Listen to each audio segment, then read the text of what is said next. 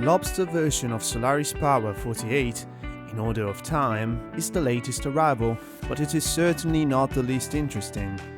Following the open and the fly version, this 14-meter long Lobster is perhaps the most intriguing.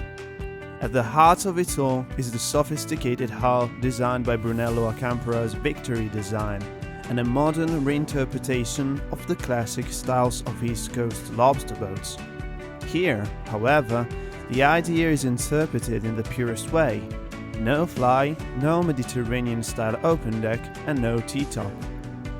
However, at the center of the boat there is an elegant deckhouse well integrated with the lines of the bulkheads and the hull.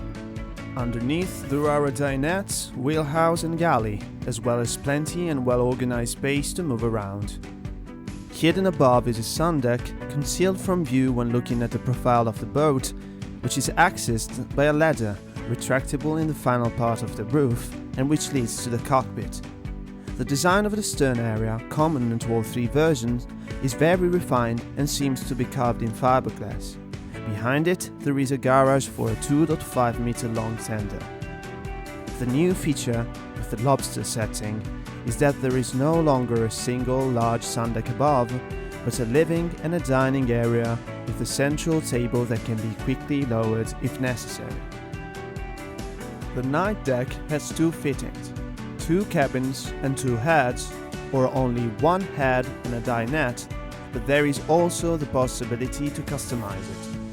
On the trial version, for example, the owner has chosen to have only one large open space.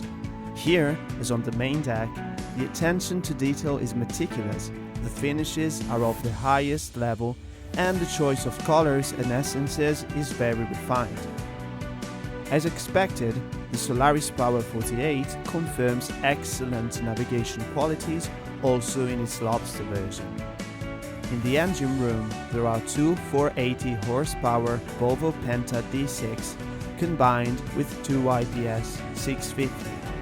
At 20 knots, sailing requires extremely low fuel consumption. 4.7 liters for every mile traveled, with a range that exceeds 315 miles at economic cruising speed. The comfort remains excellent, even if you lower the throttles a little more. At 25 knots, you still travel with very low fuel consumption, 5 liters per mile, and always in absolute silence. Even the top speed is not at all bad for an elegant lobster boat, at 32.5 knots.